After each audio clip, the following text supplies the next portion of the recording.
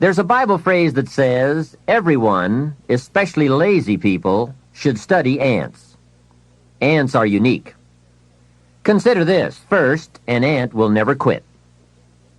If he is headed somewhere, and you put your hand in his way, he will try to climb over, climb under, climb around.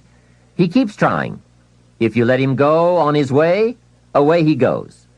And if you put something in his way again, he will try again to go over, under, around. And guess how long an ant will try? Answer, until he dies. So, an ant will never quit. What a philosophy. Next part of the ant philosophy. Guess what an ant has in the back of his mind all summer?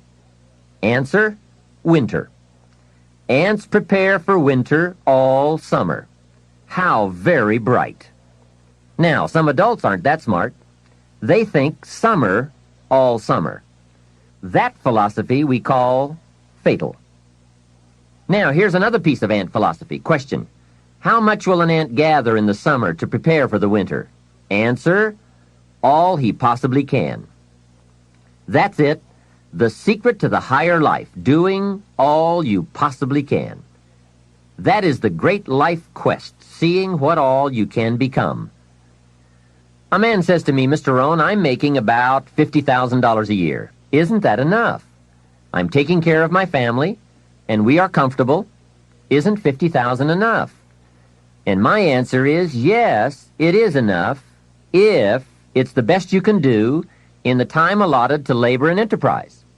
However, if you are capable of making $500,000 a year and you only make $50,000, we call you loser. Remember, it's not the amount that counts. It's the extent of your reach that counts. If your best is $10,000 a year, that's enough. If your best is $1 million a year, that's enough. It's not the amount. It's your best we count. How tall will a tree grow? Answer, as tall as it can. Did you ever hear of a tree growing half as high as it could? No. Only humans with the power of choice settle for less than they can be. But I would ask you to walk the high road. Earn as much money as you can. Share as much as you can. Create all you can. Read as many books as you can. See as many places as you can. Become as skillful as you can. It's your birthright.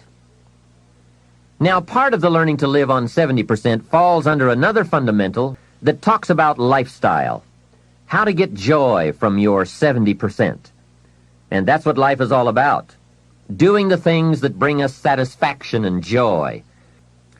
I've come up with the major role of grandparents in this country. Here it is. The major role of grandparents in this country should be to teach their grandchildren how to be wealthy, cultured, and happy, just like me. Grandparents should not have to say, I've worked all my life, now I need help. They should be able to say, I've worked all my life, now I can help.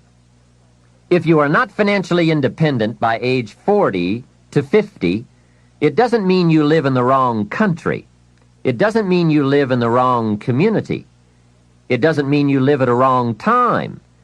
It doesn't mean you are a wrong person. It doesn't mean you have the wrong chance. It simply means you have the wrong plan. I discovered you can be a nice person with the wrong plan. You can be a sincere person with a poor plan. And remember, it's not uncommon. Everything by longevity tends to get off course. When they make a moonshot, it isn't the first set of the guidance systems that serves for the whole trip. They have what is known as mid-course corrections, those fine-tuned changes that set you on a more certain course. And on the way to the destination called the moon, they are so important. Hey, if there's one objective you don't want to miss, it's the moon. Now, if you will make wealth and financial freedom that important a necessity, you will have the highest chance to arrive. Next, if you have not done so in a while, or if you have never done so, put together a financial statement. When I first met Mr. Shoaf and we talked about financial independence, he asked me if I had a current financial statement. I said, "What is a financial statement?" So I got my primary education in taking a picture of where I was financially. Mr. Shoaf explained that it is very important to know exactly where you are, without kidding yourself, so that you can then come up with a good plan for going from where you are to where you want to be. It turned out to be fairly easy to put one together. You merely list the value of your assets on one side of a piece of paper, and the total of what you owe, called your liabilities, on the other side of the paper. Then, by subtracting one from the other, you come up with what we call your current net worth. Now, it doesn't tell you what you are worth as a person, but rather what you are worth in money. I said to Mr. Shoaf, my financial statement isn't going to look that good. He said, it is not important how good it looks. What is important is that you do it. So I put that first financial statement together. I had plenty of liabilities, money I owed my parents, budget finance, my car, and all kinds of other debts. Now on the asset side, I really had to scrape the bottom of the barrel. I even put my shoes on the asset side. They were worth something. Wow, how embarrassing after 6 years of working. But it must be done.